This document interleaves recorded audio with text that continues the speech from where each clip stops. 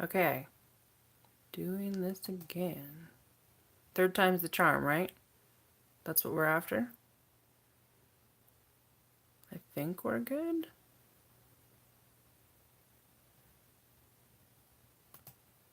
What's going on? Hey, I think we're victory. Woohoo! Let's put my fingers in the camera and see what happens. Hooray! We got it. I love it when that happens. So, I am wanting to start a map today, combining all of the elements of the Mad Map March challenge. Hi, Myrna.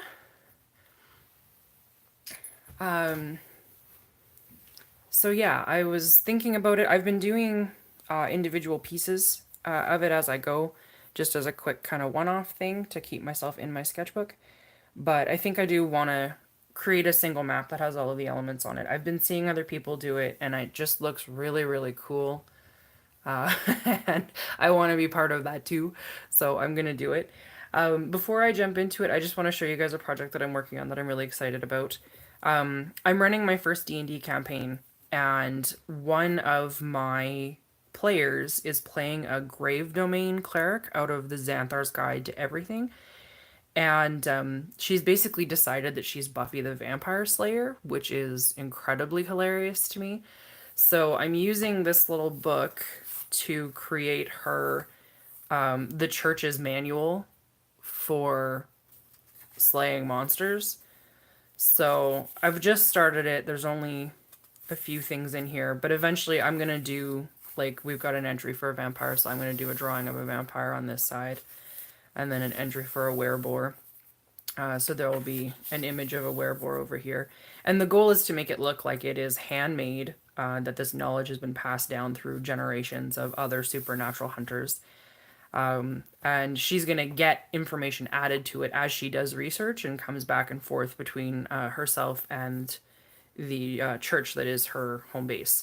So I'm weirdly excited about this. I think it's going to be fun, and I think that the player that I'm making it for is really going to love it.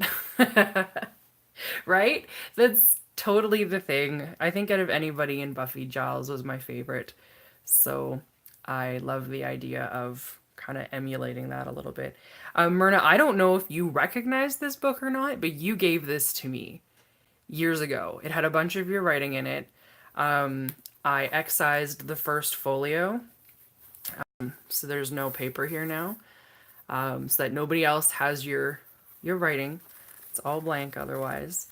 But I figured it was kind of perfect because it's small and cool. It's made of camel. I did not know that. I mean, it's a lovely leather. I like it quite a bit. So, yeah, working on that. I did a character commission for a friend of mine recently. I have the pencil for that right here. The finished one is up on my Instagram if anybody wants to see it.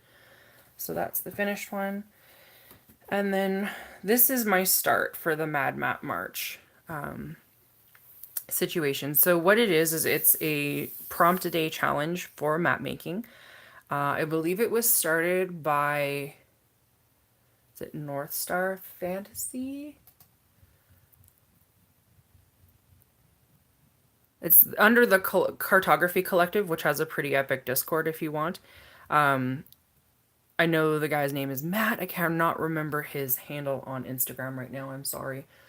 But yeah, so he's put this together, and it's kind of the same thing as Inktober, where you have prompts each day and you go for it. So I had decided when I started it that I didn't want to turn it into the production that Inktober can be for me, where I do like a massive piece every day and it kind of consumes my life for that month.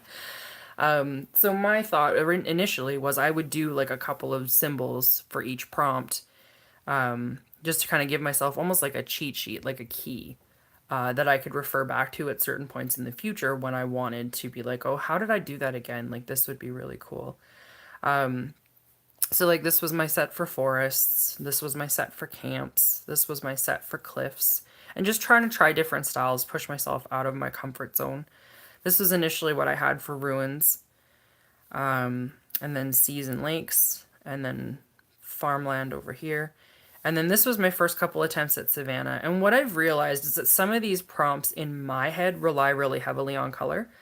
Savannah, for example, could be anything that's wavy. It almost could look like crops, like especially this one. Or like the grass could be kind of desertish as well, which makes sense for Savannah. But I don't work a ton in color at this point. I'd like to start doing more of it. It's kind of still nervous making for me to do for personal maps. I have no problem doing it for other people's maps because the color schemes are predetermined. So kind of playing with that. So I want to start incorporating this stuff into one map that just kind of evolves over the course of the month and see how that goes. This page is a bit of an experiment in all of that. I took a class from an artist named Justina Smith last year, the year before. She is a mixed media and acrylic painter who does really amazing things with layering acrylic and clear matte medium and different kinds of ornamental Japanese paper. So this section down here came to mind when I was thinking of the Farmland prompt, and what it is it's a bunch of different pieces of decorative Japanese paper just glued down at random. And then I took an acrylic paint pen like this, and I used it to kind of fill in the areas that I wanted to just be land.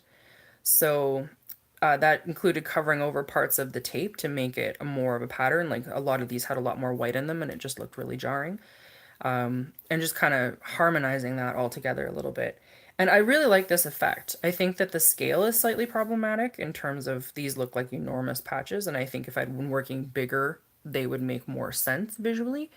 I kind of like how this looks like rows up here. I think it's too much of the pattern all at once, but that's okay. And then just playing with different ways of maybe doing a coastline. I don't know if you can see the sparkle. There we go. Just experimenting with other ways of kind of notating water. I guess I should move this camera just a little bit more here. And what you can do if you've got like different media going on in here. So I have a white pen. I have a sparkle pen going on in here. I really like the waves down here and how that sparkle really adds to it. And just trying to come up with different ways of like showing water, showing different things that are going on in the water. I'm really in love with this. That is just super fun. I think if the land was less busy, this could be an absolute riot for doing an ocean. There is a fancy type of paper, I do not know how to pronounce it, that is basically like a sheet of lace made out of paper pulp. That I have a couple pieces of. It got left at a friend's house, so I'm waiting to collect them again. And I want to try overlaying that for the water. I think that's going to be a lot of fun. In the meantime, this is just part of a map that I made up for a client that he ended up choosing to go black and white afterwards, and I really love the watercolor wash, so just recycling that into usable stuff in the book. So that's basically what I've been up to for now. So today, oh, sorry, I didn't mean to knock the camera. I want to just get started on this map and see where it goes and carry on from there. Sorry about the long-winded introduction. So the first prompt for the Mad Map Challenge was forest, and I do a lot of different kinds of forests. My favorite are the ones that have the really detailed trees. But I've been doing kind of an Art Deco style in the last little while that's had some different shapes as well. I think that I'm going to do something kind of loose and a little bit more cartoony for this map just to be comfortable with that. And I think I'm actually just going to start in pen because that will make me stick with my lines. So let's put a forest over here.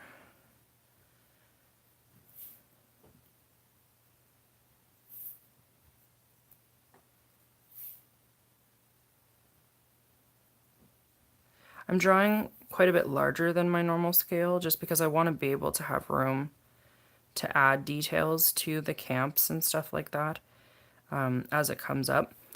That's going to be really different for me. I normally work really, really zoomed out. And I quite like that. I think it adds to just a lot of the subtleties that you can get with waterways and elevation changes and stuff like that. So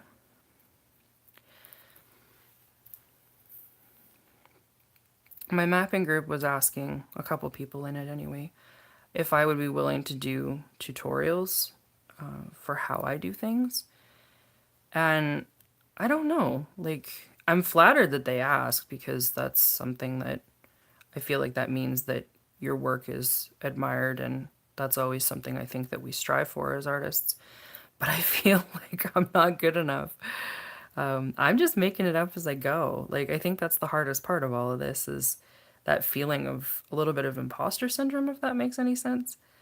I haven't been doing this very long, and so I feel like I don't know that I have a lot to teach other people at this point, but I'm thinking about it.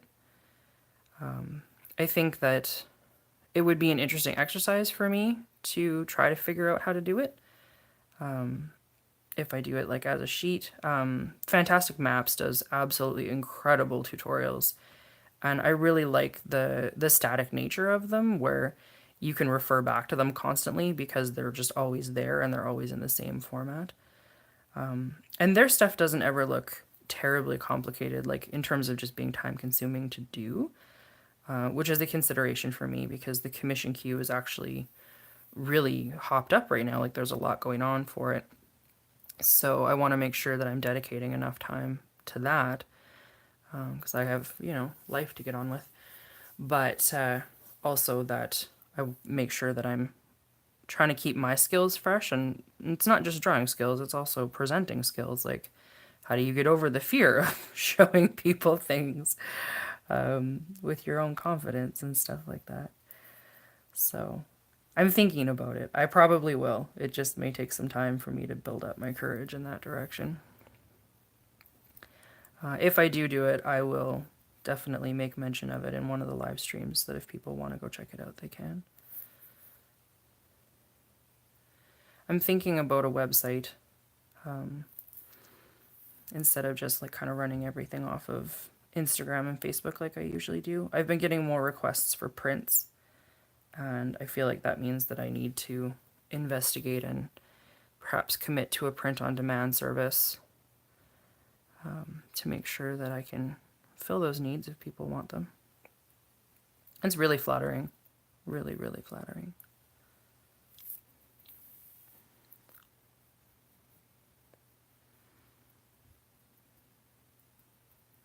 So I really like pine forests. I like drawing pine trees. I grew up in an area that was almost exclusively needle trees, coniferous trees, so they're kind of my go-to when I'm sketching a forest.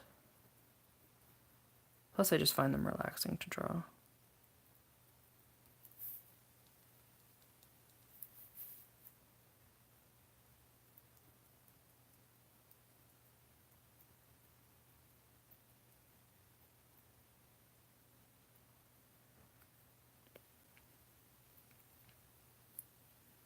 One of the things that I do when I'm drawing pine is because I like to do a lot of denser, heavy line work, leave a little bit of white space in between the heavier black spaces because that'll help kind of create the illusion of depth. When you're drawing a forest, you want to start with the stuff in the foreground first and then layer backwards. And that helps create the sense of distance in terms of perspective, and it also just prevents you from having to go in and try to correct when stuff is to the front. Usually I kind of go with it, and then if I need to adjust the front, I usually curve things around and down or something like that.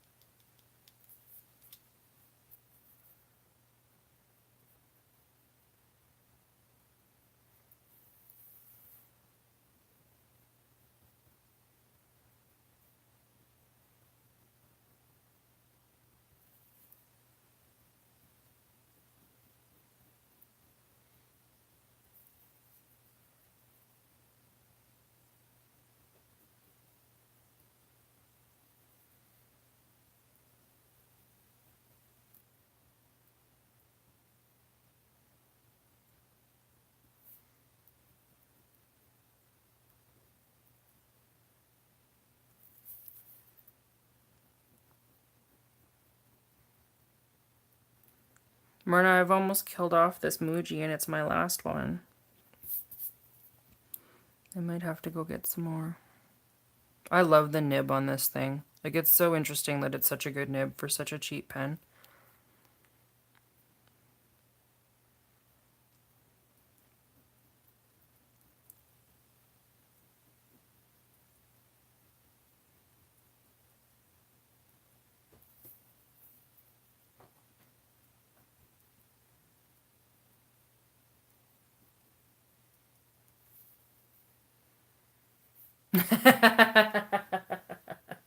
Yes, I have no objections to going to Vancouver to buy pens. That's not a problem at all.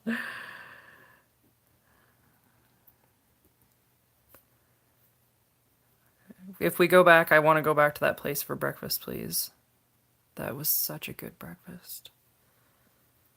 I'm a fan. But yeah, I really like these pens. Like, I use a lot of different pens. I am something of a pen, I wouldn't say connoisseur, but like I like to try new pens. I like to assess them, see how they're going to work for me. This one was the like complete surprise runaway in terms of how much I love it. So I like it for writing, I like it for drawing. It is not water fast or alcohol fast, so it really works best in applications where you're not going to be applying a liquid water over it or a liquid color over top of it. But yeah, I dig it. I dig it a lot.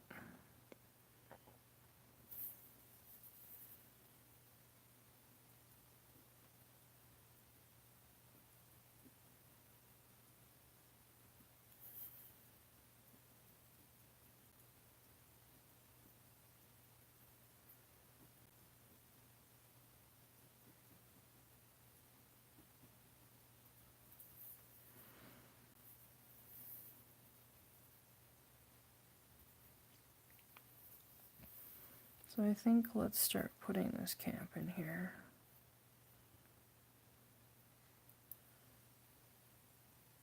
I think I want a tent.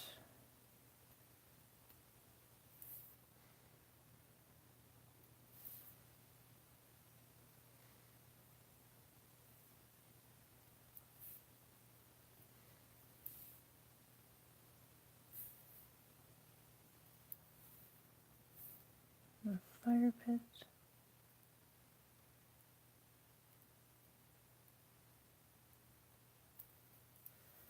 Maybe a stump with an axe in it.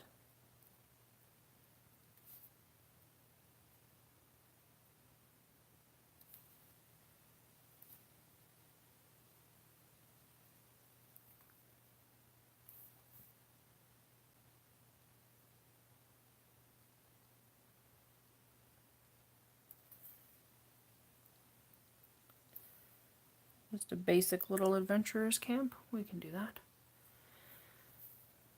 And then one of the things I like to do when I'm dealing with a camp is just add some, or any kind of open clearing, just add some dots to kind of ground it. Gives your campsite a sense of space. Creates an idea of what level ground looks like for your reader. That makes things a little bit easier for them to translate with their mind.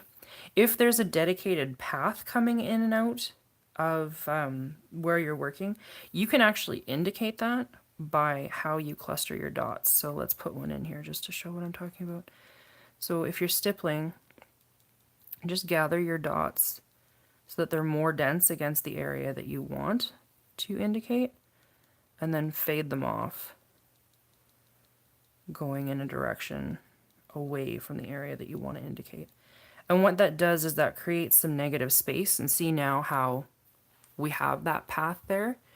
And using stippling, I know it's time consuming, but it is a great way to suggest textures and landforms when you don't want to rely on like a solid line. And one of the things that I really like to try and do with my ink work is to create a sense of texture and a sense of depth. And you need to be able to vary what kind of a mark you're making on the page in order to do that the best. So I rely really heavily on like loose ink and then hatching, stippling, and then like drawing actual textures. I tend to do that less because it takes more thinking, which can make my work look really, really stiff. I don't like it when my work looks too stiff. I like it to kind of be a little bit more loose. Part of that is just years of trying to combat my own perfectionism. If I try to start thinking it, I tend to overthink it, and that can just become a problem in terms of getting too noodly and then things never look fresh. So try to avoid that situation. I can see that there are some people hanging out. You can say hi. I don't mind. As a matter of fact, I encourage it. So where do we want this path to go? Maybe there's a river down here. Well, one of the prompts is that there could be a lake. So why don't we work a lake in here? Because that would make sense. Hi, Christian. How are you? Legata de Chajar. Awesome. Thank you. I appreciate it. I'm pretty new to this, so still trying to build my confidence with the making of the maps. I've been drawing for a long time, but map making I've only been doing since, what was it, July of last year, Myrna? Something like that. Uh, but yeah, I love that people want to come hang out and do stuff. So we want to put a lake in here. How big of a lake do we want? I think we need it to be pretty big. So let's go over here. And because I tend to draw in a pseudo isometric style, I tend to keep a lot of my structures very horizontal, because that kind of forces the perspective of what I'm doing. So what I've done is just dropped this in with really, really light strokes, and that'll let me start putting in the shore, like building it up with more negative space or layering over it with trees if I wanted to, without having a hard line that I need to go back over. I don't tend to pre-plan maps that I'm doing for fun, so doing it in pencil and then inking over it, it changes that freshness that I was talking about earlier. And I do that with commission work, absolutely, because accuracy is absolutely super important in that kind of situation. I'm less concerned about that right now, just because this is for me and this is for fun. So I don't mind if there's overlapping lines or anything like that. But one of the things that I want to do is, like, I bring my trees up and then I want to make sure there's still a little bit of shoreline here before the water starts. So in certain corners, I'll kind of edge in a slightly more solid line and then maybe give us a little bit of hatching to indicate or bank, or rocks. Let's put some rocks in.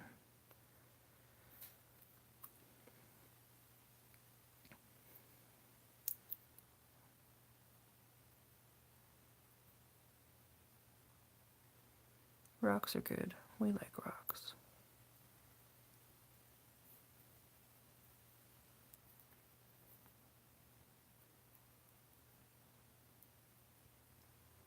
Oh, that one's kind of spiky. That's fun.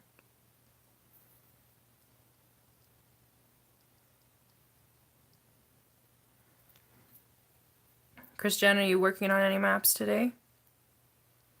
The work you've been posting has been really fun. Legata, do you draw?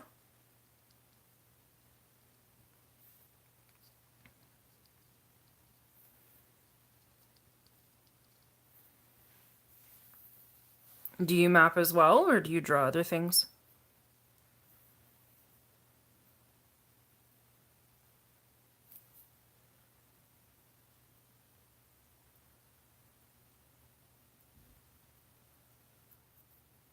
You're working on a coastline. Awesome. More of a concept artist. That's really cool. What's your favorite kind of thing to work on for the conceptual art?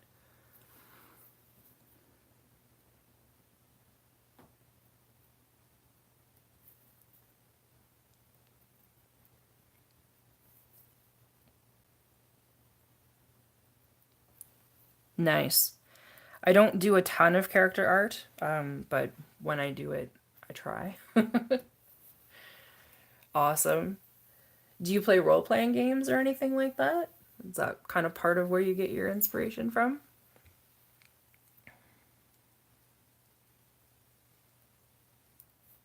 Nice. Are you running any characters right now?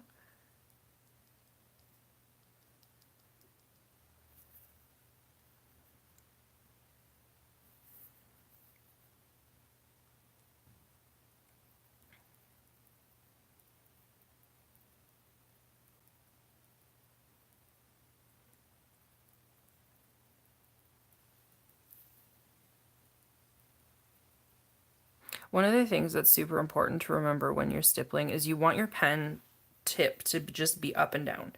And that will give you dots. If you start to lean it to the side or you start to drag it at all, you're going to start getting dashes, and that will change the texture of what you're doing.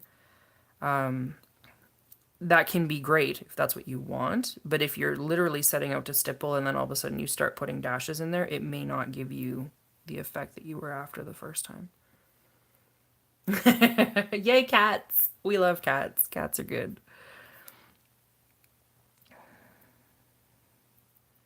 Maybe there's a little something over here. Awesome. My dog has a tendency to sleep on my feet. He's on the sofa behind me in the studio right now. In this map, I didn't specifically have anything in mind. I've been doing a lot of commission work for other people lately, so I kind of just wanted the freedom of being like, and my hand is gonna go over here. Let's see what happens. I find sometimes that I need to do that kind of as a palette cleanser, for my own creativity if I've been working on stuff for other people a lot. Sometimes I just enjoy it when it's an intuitive process. Sometimes it turns out terribly in terms of the results, but the process feels better. I don't know if that makes sense to anybody else.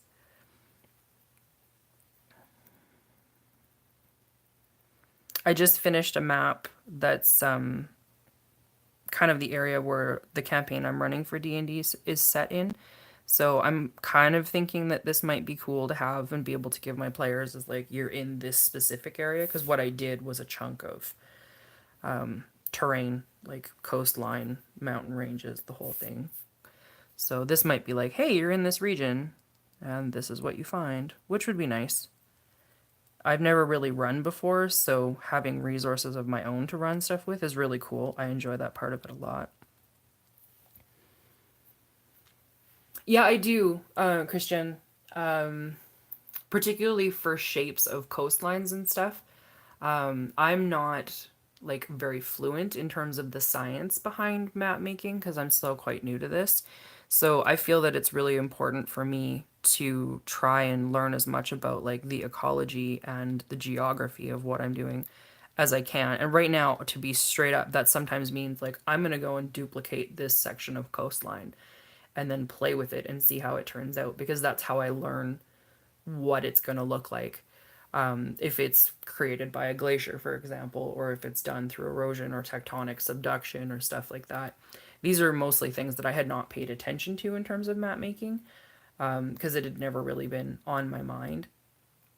Biomes are super important to me too. So when you're doing the top down structure of a map, knowing that certain trees are going to grow in certain places, rain, shadow, stuff like that, is important for me. For fantasy maps, I like to be able to base my fantasy in reality to a fairly large extent because I think that that means it's a lot more believable. And for me, believability means that the suspension of disbelief for the fantastical elements is higher. I find that I am more able to convince people that like structures of dwarven runes exist in my map if they think that the mountains actually look like legit mountains. To some extent, I think we owe Tolkien for that because he was so particular about the reality of his world building. And that's a lot of people's immersion into the fantasy genre is through stories of his or through stories that descended from his in terms of storytelling. So I think that it's important for us to kind of pay attention to that. I've done some mapping of real places, mostly from my own reference. They're always casual maps. I am terrible at things like scale. I'm still trying to learn that one. It is a pain. But it's important in my opinion to give it a shot, right? Like if you don't, then it's it's never going to look quite right and you're always going to be frustrated with the process of not having it right, or at least I get frustrated. I don't know that that's true for necessarily everyone. I don't know if that necessarily answers your question. Sometimes I just start rambling. My apologies.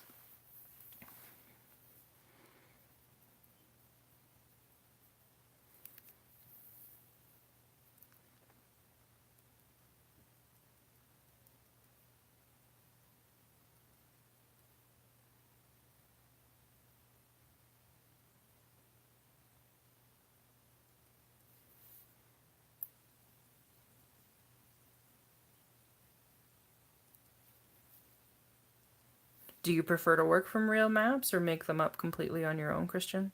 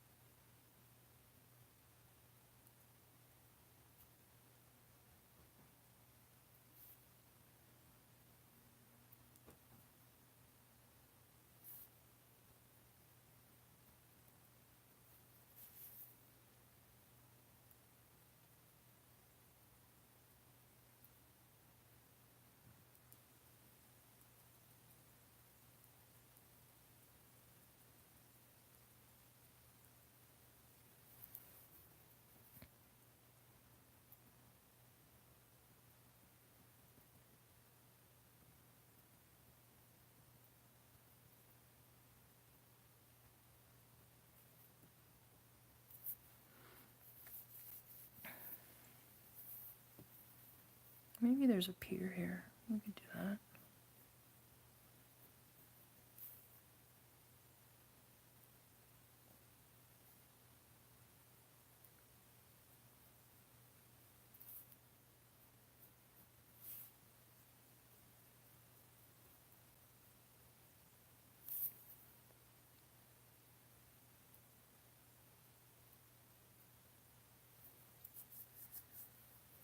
I'm gonna guess by the silence that Christian is no longer with us, which is fine.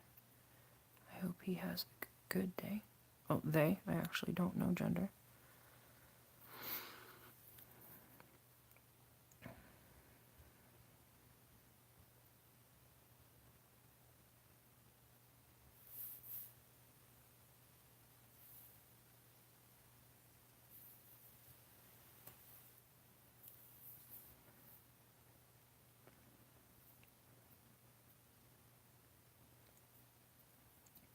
So there's a set of ruins in this map somewhere, according to the prompt list. So, what kind of ruins do we want? Let's maybe do something up here.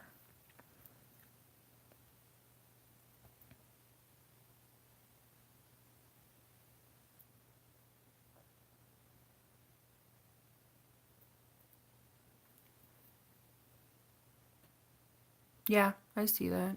That's okay. I'm good with it.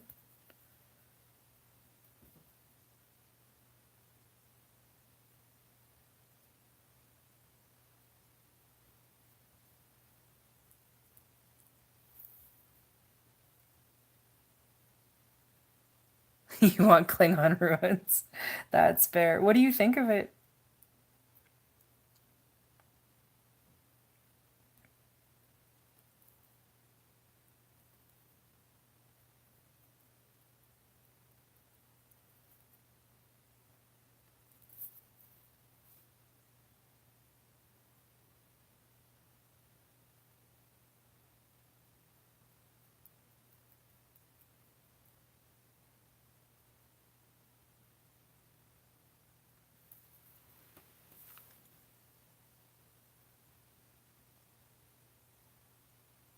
That's fair.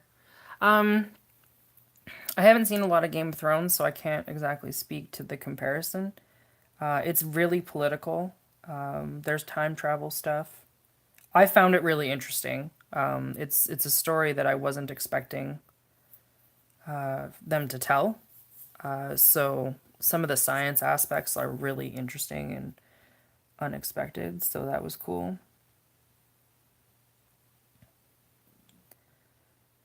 But yeah, it's if that's the vibe you're getting and you don't dig that, then I can totally be like, yeah, I can see why you wouldn't want to continue.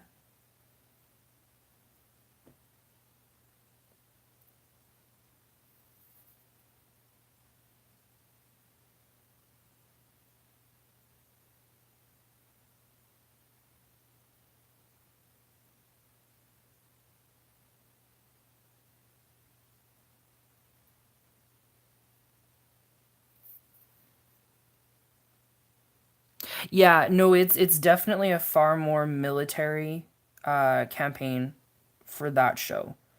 I think it's interesting because they're getting into some ethical questions that I feel like didn't really get addressed in some of the other series.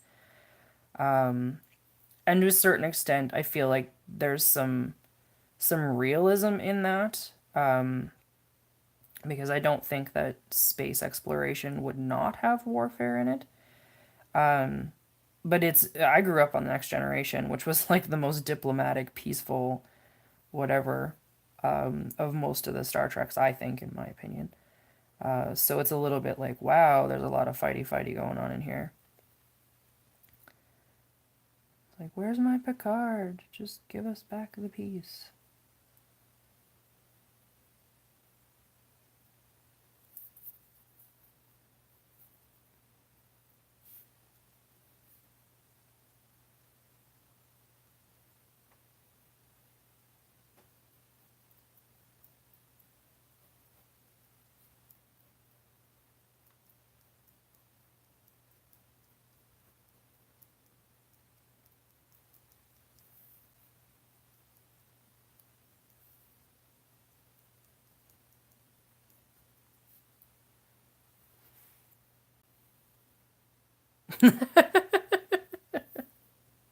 Yeah, I hear you.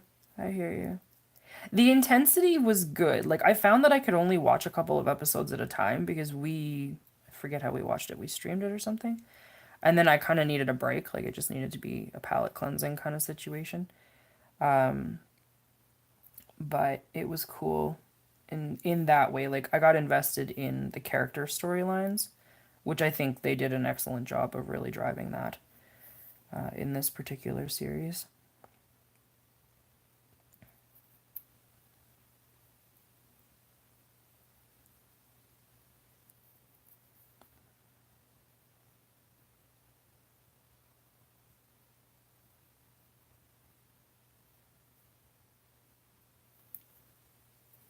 Hi, Christian. It is all good. Because we're in so many different time zones, I completely respect that people sometimes have to just go do things. There seems to be a lot of people that come hang out from the Netherlands because this is a good time of day for them in the evening kind of thing, which I like. I'm in North America, in Canada, so it's not necessarily as convenient for some of my Canadian people because they're at work right now. But that is okay. It's important to me that I do this every week, so that means doing it when I can do it.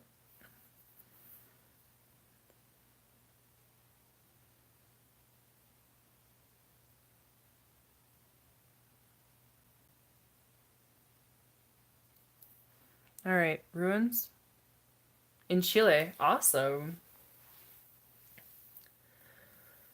I think you might be the first person that I've had on here from Chile, so congratulations.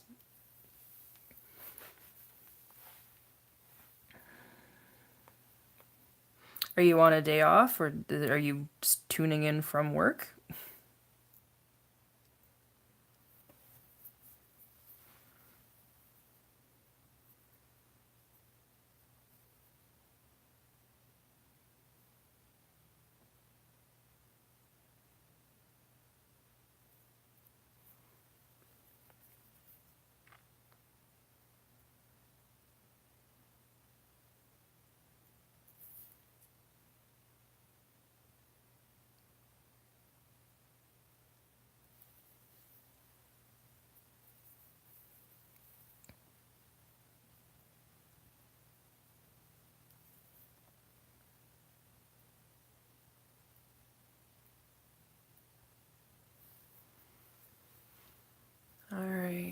have some ruins. I kind of like that not quite organized tower, how it's leaning. That amuses me. That line needs to go all the way up, though. That's bugging me now. There we go. Alright, so we need some cliffs in here, too. I'm thinking the cliffs are going to be elsewhere. Some of this is tough because you need to do it like one prompt at a time, right? Like I'm lucky because I'm doing a chunk of them all at once. But like if I could plan this, I could put my river and my waterfall in right now. But river and waterfall are not until day 19. No, that's okay. When during your day, are you at work or are you at home?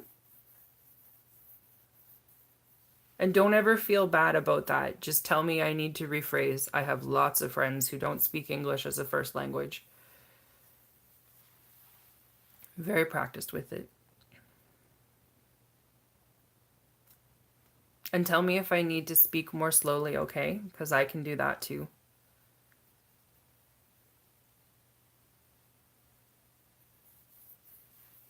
I hope you do watch it all the way through, Myrna, because I'm curious to know what you think of it.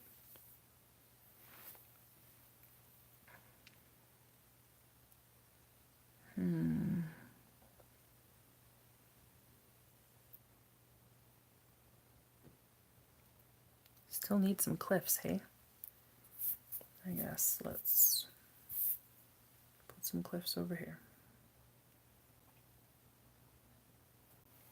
What kind of cliffs do we want?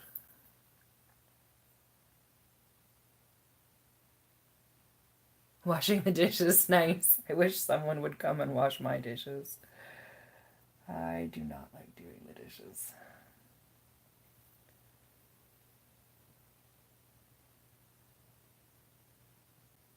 I think we'll do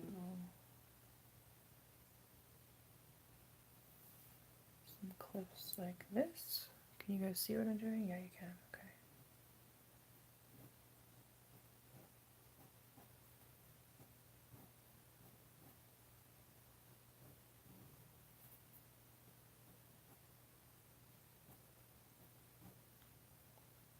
Okay. Okay, cool. I know that I get stuck when people are speaking French really rapidly and stuff because then I'm like, I don't know what you're saying. And my Spanish is terrible. I may have taken it in school, but I don't remember hardly any of it now.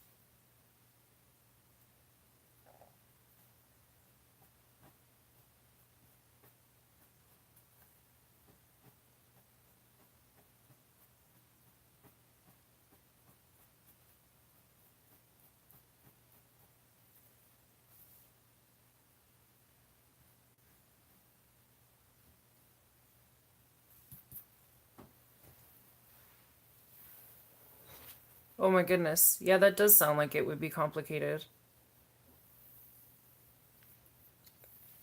It'd be fascinating because I love how the merging of languages creates different ways of thinking about things. But yeah, it sounds like you would need to know a lot in order to be an effective speaker. I'm not, not even in English.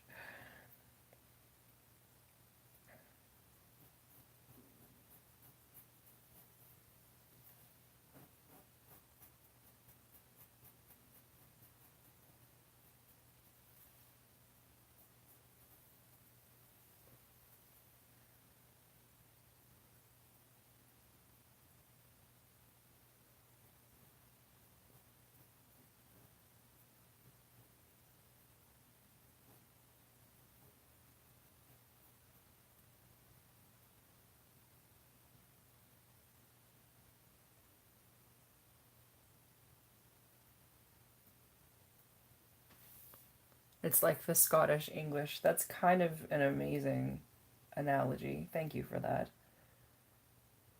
Sorry, I only look up at the chat every now and then just because needing to watch what my fingers are doing. I'm not ignoring you, I promise.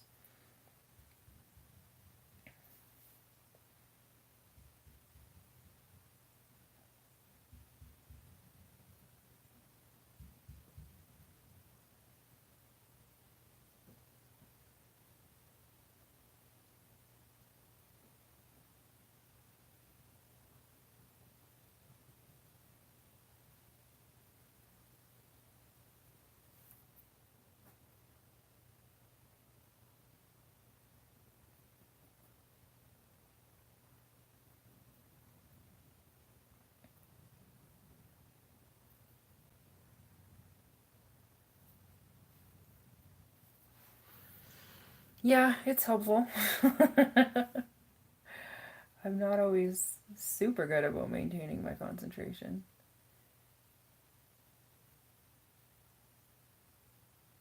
I like doing the live streams a lot because it's helping me build my confidence um, for being able to talk to strangers and work in a public way. I used to really, really struggle with having anybody watch me draw, so this is one of the things that I'm doing to kind of help myself get past that. But it definitely takes a little bit of finesse to do it and still be able to like have a somewhat entertaining conversation. I think people get bored if I don't talk, so kind of learning how to balance that.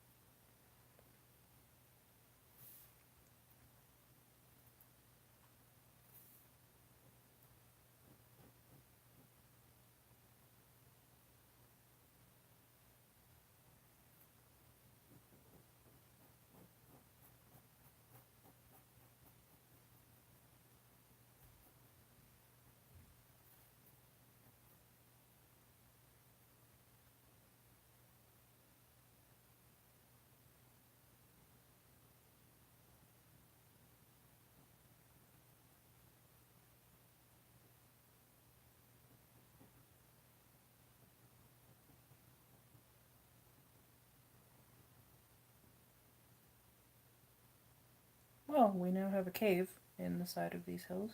That's kind of fun.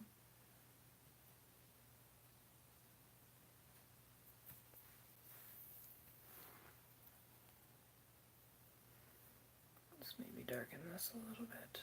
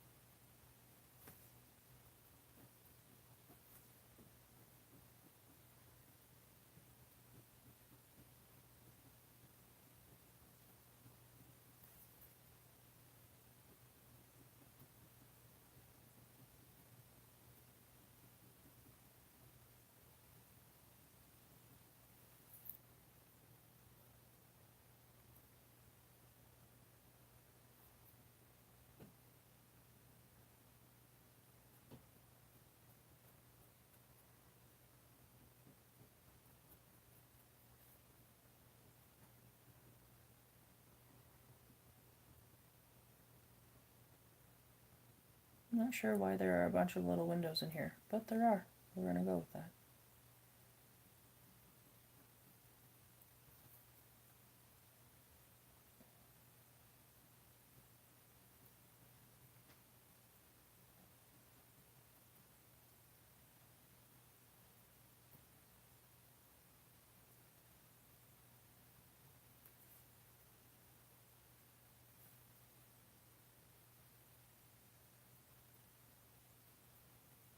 Maybe this is actually a fortress of some kind. Could be, right? Anything's possible.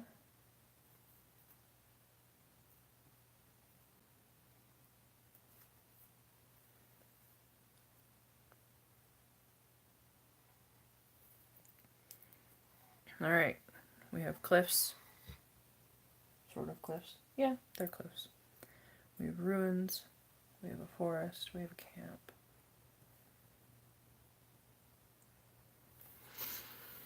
Do I have much experience drawing environments? No, honestly, Legata, I don't. Um, this mapping thing started out in July of last year, I think it was. And prior to that, I'd really done a lot of like character stuff, just drawing, doodling. So environmental stuff has never been something that I've dedicated a lot of time to, and I think like I worry sometimes that it shows, because I'm mostly just making things up as I go. Um, it's something that I'd like to get better at. That's just gonna take a lot more time and a lot more study, I think.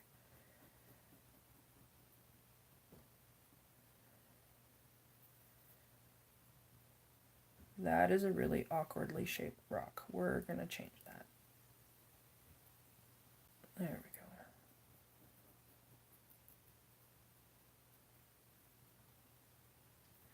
That's better.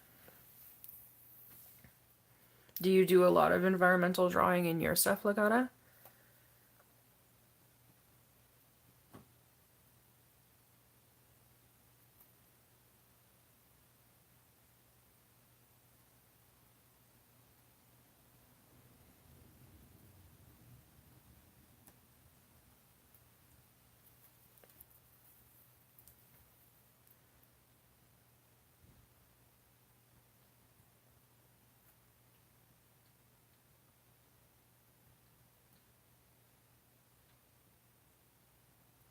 You're awful at it.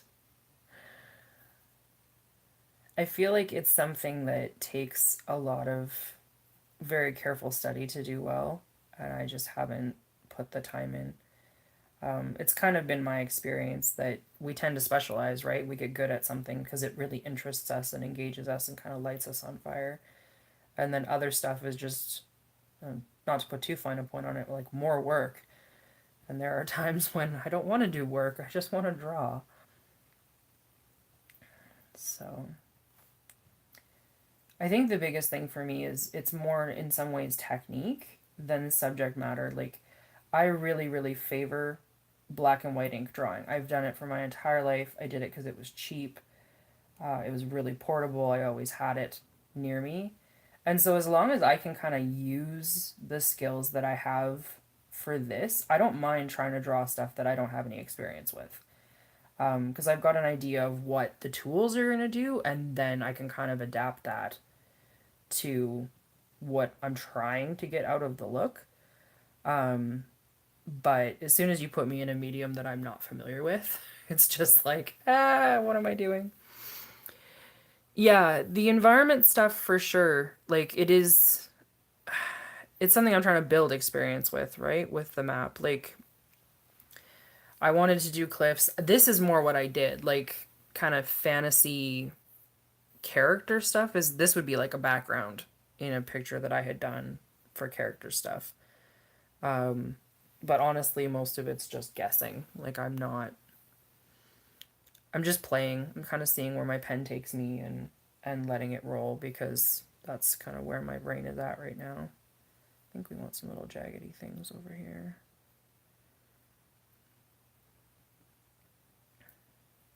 I like to try to create this sense of depth and motion in my stuff, so having something kind of fun and detaily in the corner can be a good way of achieving that.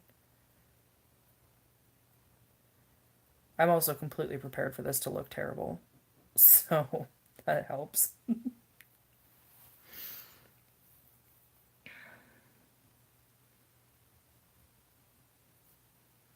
Alright, I think this is the cliffs finished, guys.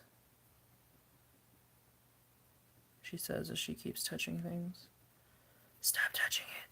Do something else. Alright, so we have a forest, check. We have a camp, we have cliffs, we have ruins, we have a lake. Farmland. Alright, where are we going to put the farmland?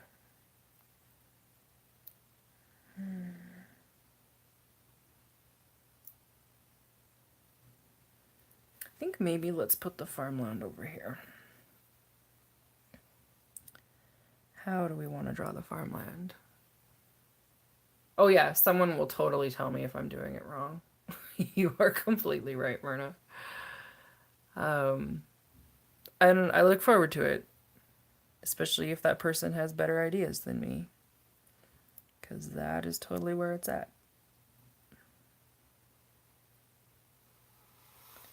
So when I think of farmland, I think of like the patchwork quilt that I see when I'm flying over Alberta and Saskatchewan in a plane.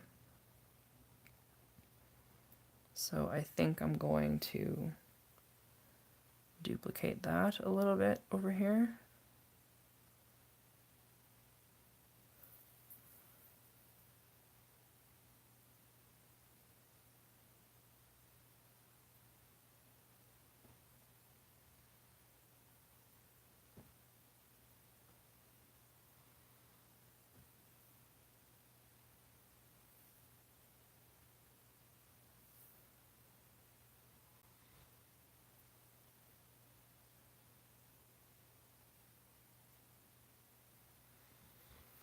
Hey, Paulo, how are you?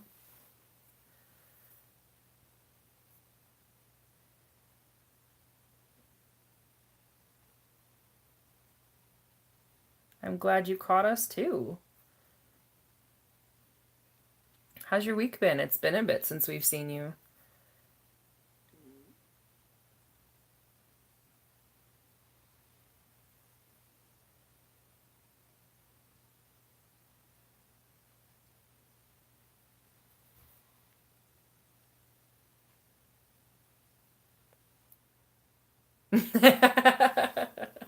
Well, congratulations on finishing your classes, and thank you so much for running to come hang out.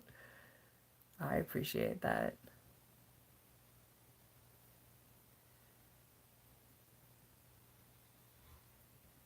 I miss classes. I love school. That was something that I was really, really big on. It made me happy. All right, what else do we need for farmland, you guys? I feel like we need more than 3 patches. Although that could just be because I live in Alberta and we have a lot of farmland.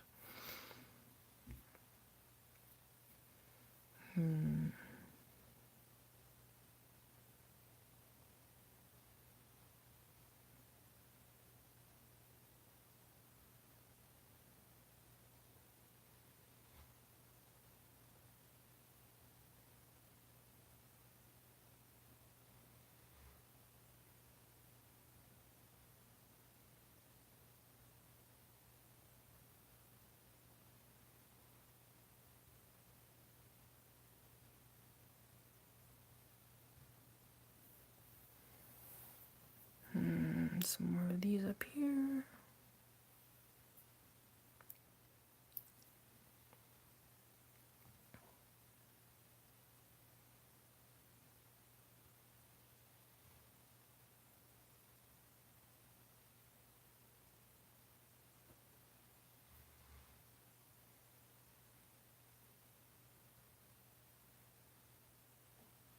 Oh, that looks good. Can you guys see that on the camera?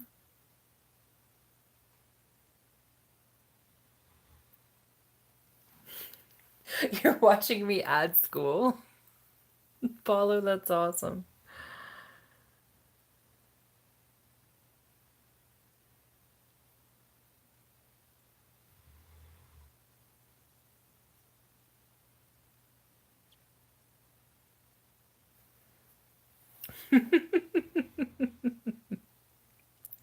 Well, I appreciate it. I am glad that you're choosing to spend time with us today. That's pretty awesome.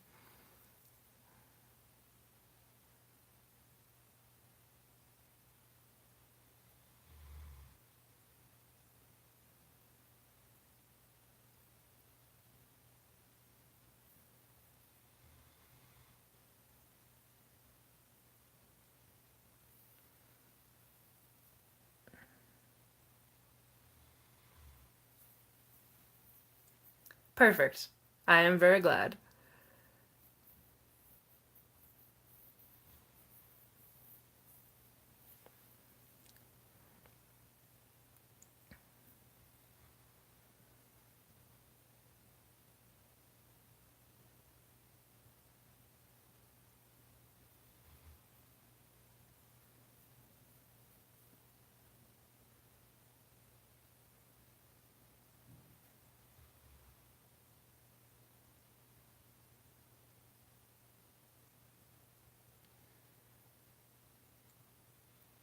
Hey, Gary.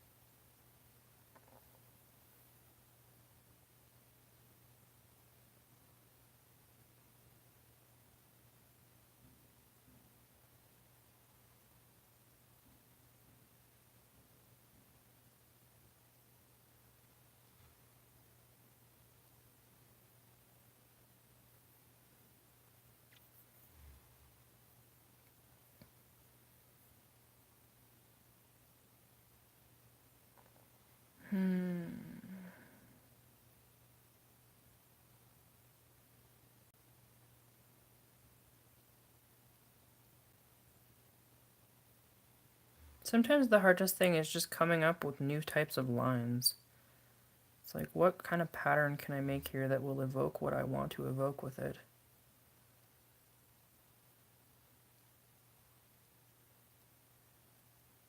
That one's good. I like how that turned out.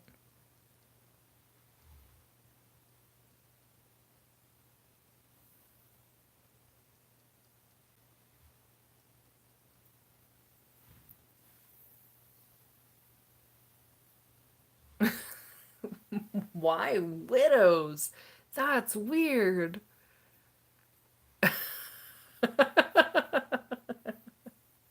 I mean, yes, I would hope Eric lives because that's important.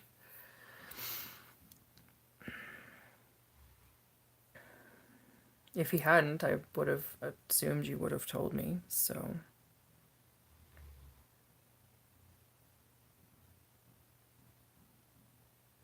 yeah, it's random lines are awful. They're very hard for me to do.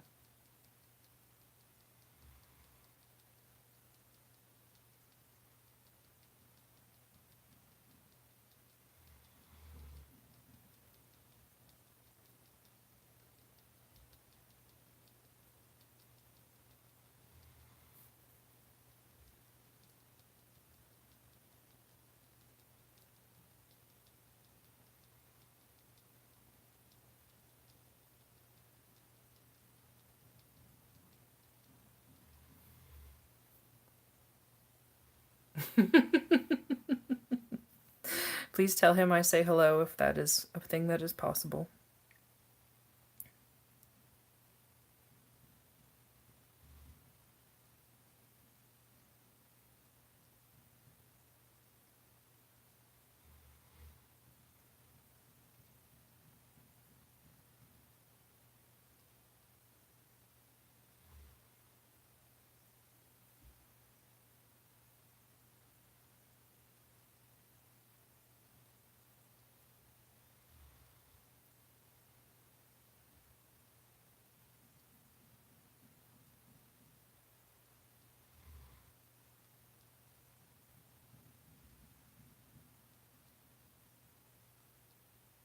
All right, we have some farmland.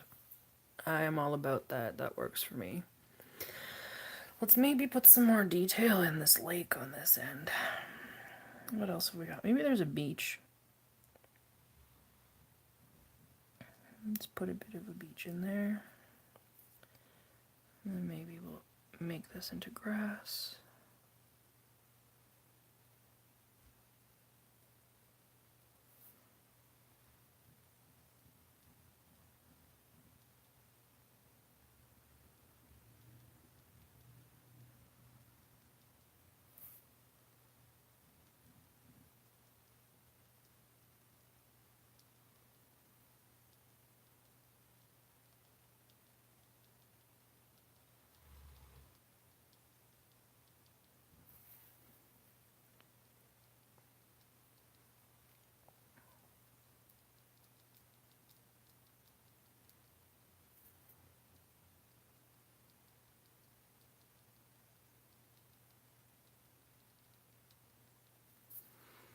Well, you know what might be fun in a lake? Let's put some cattails in here.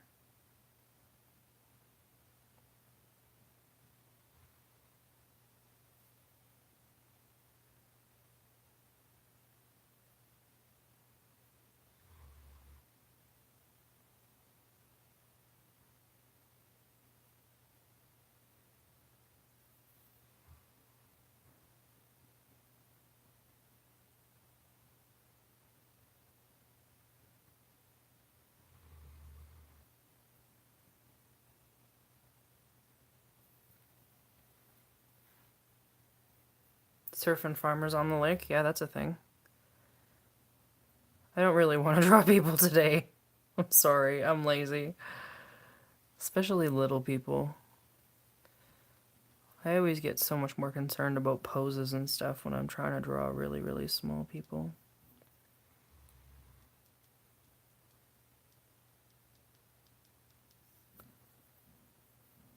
These do not look like cattails to me, but that's okay. We're just gonna roll with it. I think it's scale. Me and my scale problems. You guys, I'm never gonna be good at them. Very, very teeny surfers.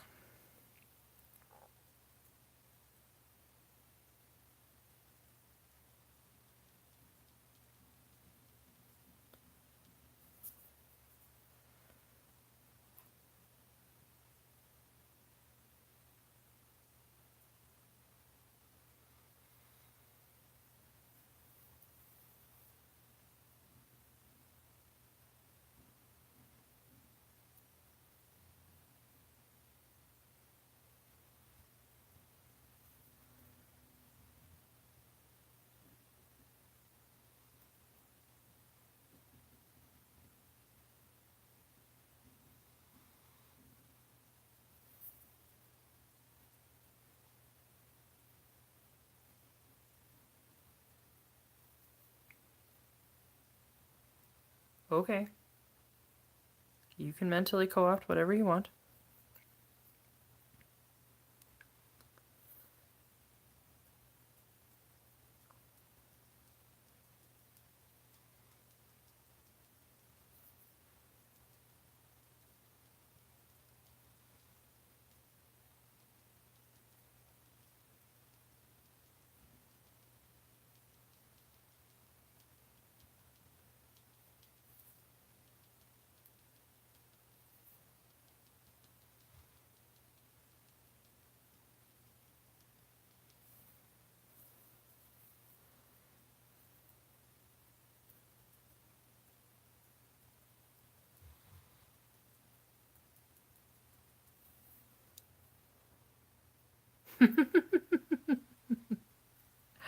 Yes, that's true, isn't it?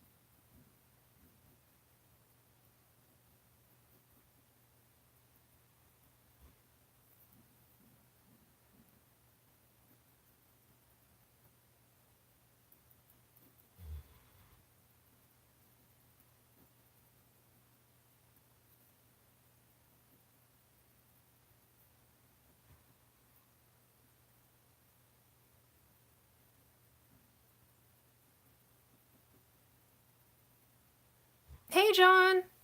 Yes, Paulo, it is a Muji pen. I was saying earlier today that this is like the surprising breakout favorite of all of the pens I've tried in the last year. It's not good if you want to put watercolor or Copic marker over it, it'll smear. But I love how these things write. Like the tip is just gorgeous. So, and it's hilarious because it's not an expensive pen, but it is really, really lovely to work with. I love how they draw. I love how they write for just taking notes. The barrel's a good width for me. Yeah, surprise favorite. Was not expecting that.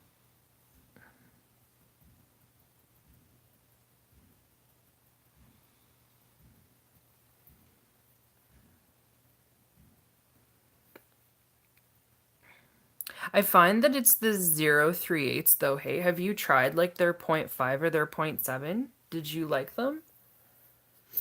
John, are you working on your mapping stuff right now? Because you should be. There's a thing. Then I'm not alone doing it.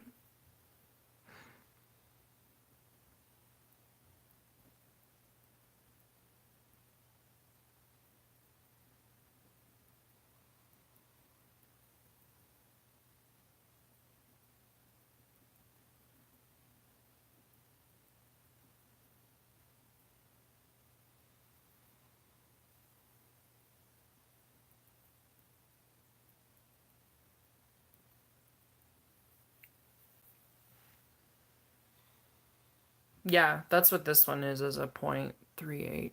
Can that focus? Yeah, I think so. They're my favorites, the little ones. I have point 0.7. I just find it writes really, really round, which is fine if I'm writing, but it's not good if I'm drawing. I cannot get the detail that I want if I'm drawing. You're building your commander deck. You've been talking about that for a while.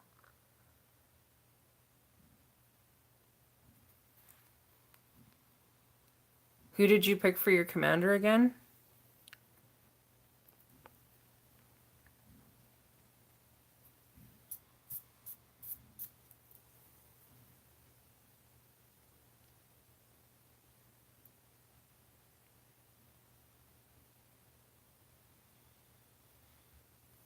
Gonna need a steam monster eventually.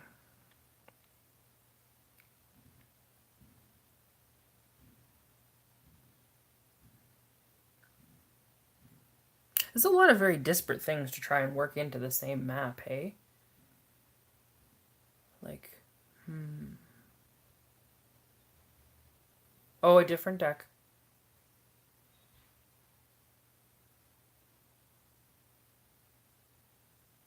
Which one what? I'm lost. Please clarify.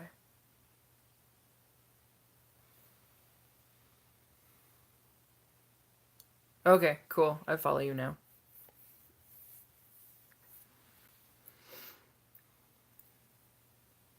I just want to draw all of them today. Like, adding this is really, really hard. It's like, but I could do this and I could do that. That would be great. Also, the scale of my map is making this really improbable, which is fine. It doesn't have to be great, it just has to be done.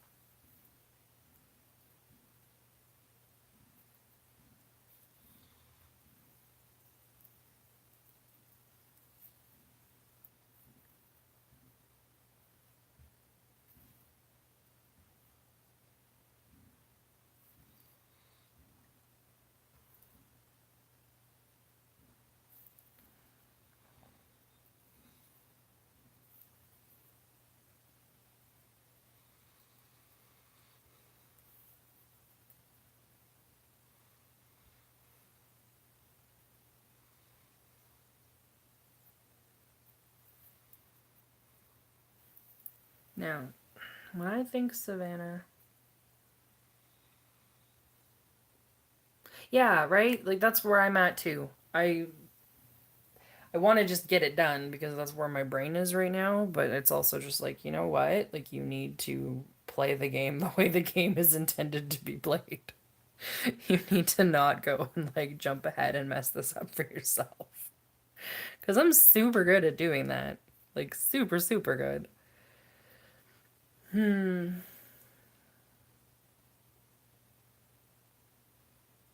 Oh, I'm sorry, Gary. That's annoying. I need a reference for some savanna trees.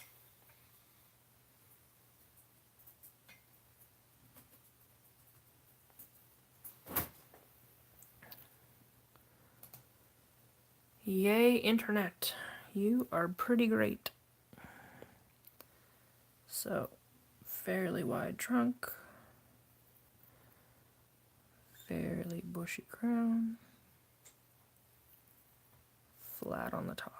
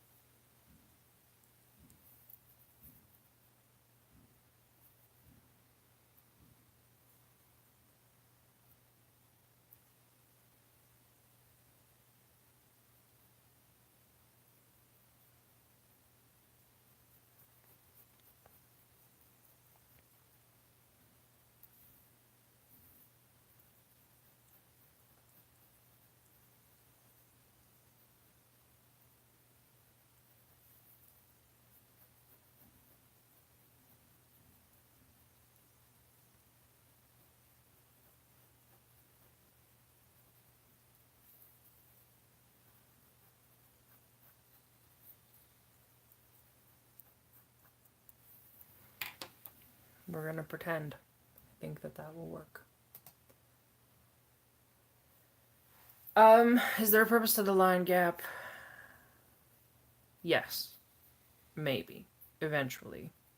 There's supposed to be like a creek or a river or something further down the line, and I'm thinking I might move that way. Which I guess is over planning. Right? So is that cheating? Maybe that's cheating. Maybe I should fill this in.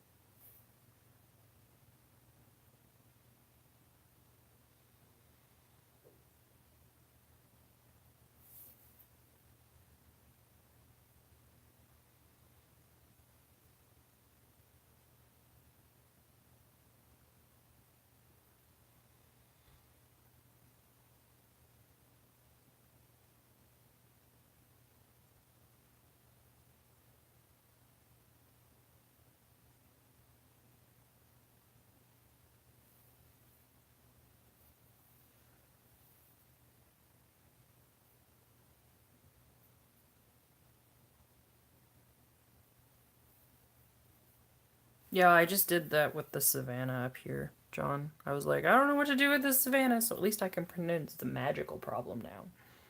Yay, magical problems. I don't know, like, I feel like I should just do each one individually and then work it as it goes. But this is a weird process. Like, I've got to say, it's strange. I really don't know how I feel about it because I want to just do this. Like, it's causing me a weird amount of consternation to be like, what do you mean I can only do these one things? Like, I've done 6 of them today, and I've had fun with it and it feels good. And I'm like, now I'm supposed to put this down.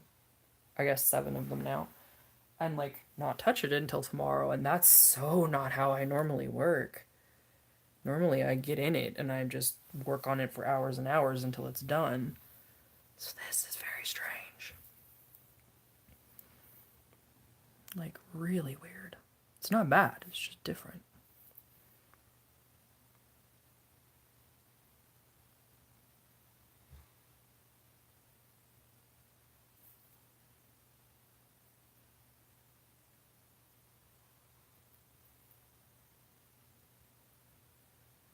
Definitely teaches me about my style though, and my working preferences. Yeah, this is the cliffs. Gary, I was thinking of the St. Lawrence River area in Ontario and Quebec and how when they had all of the farms, they're in these long strips coming off the river because that was how they did their irrigation. Everybody had a little bit of riverfront property so that they'd be able to actually irrigate. And theoretically, these guys can just haul water, maybe?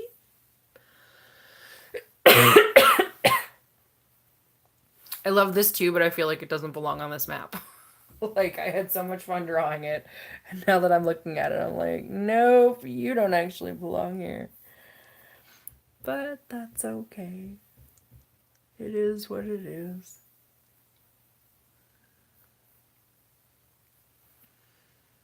We'll just have to kind of swoop everything so that it looks intentional.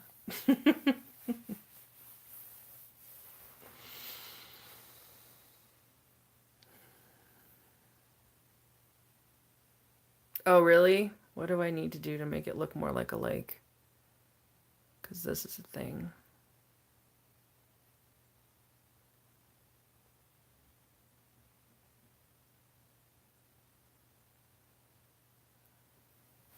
I mean, I guess I could keep adding water ripples and stuff.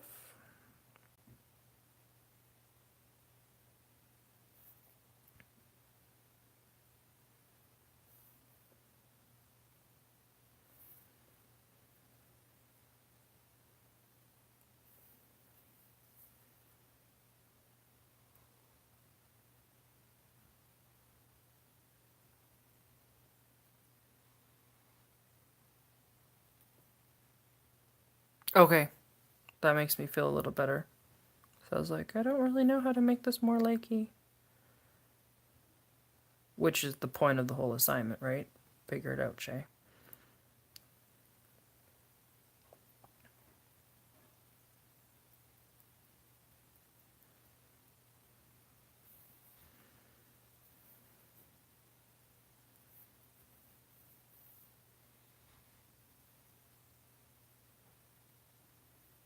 I think part of it that's weird for me is like I'm used to having more landscape to kind of ground my stuff. Like my lakes go in after my hills and after my general kind of geography has been taken care of. So this is very odd to be like, I guess I'm drawing a lake in the middle of nowhere.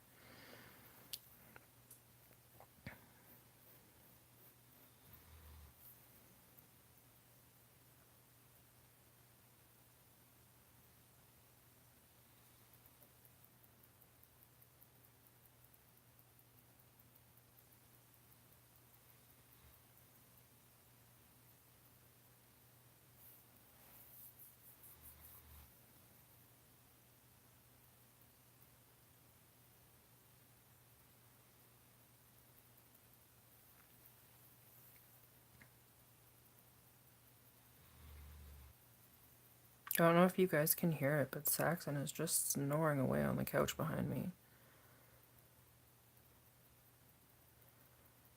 I feel like just waking him up every time he falls asleep today because he was up so much last night and making it difficult to sleep. Oh my god, you guys, he looks so cute.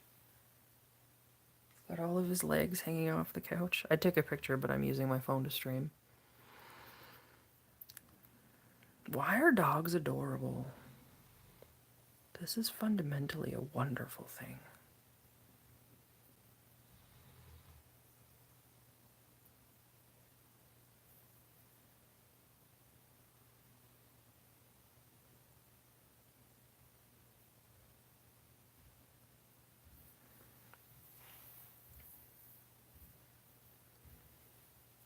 right.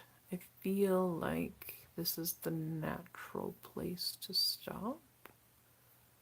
I'm really conflicted about these cliffs, you guys. Like, really, really. Like, I like them, but they don't belong on this map. It's a huge problem. Do I just roll with it? I feel like I should. Cool. Have fun. I'm probably going to sign off here pretty quick because it's been just about an hour and a half. Say hi to the kids. Yeah, they are, aren't they? Like, they look weird. That would be the challenge, hey, John. It's not a bad idea, actually. Absolutely, Paulo. I'm glad you could join us today. I hope you can make it with us next week, too. Yeah, that might work, Myrna. That might work.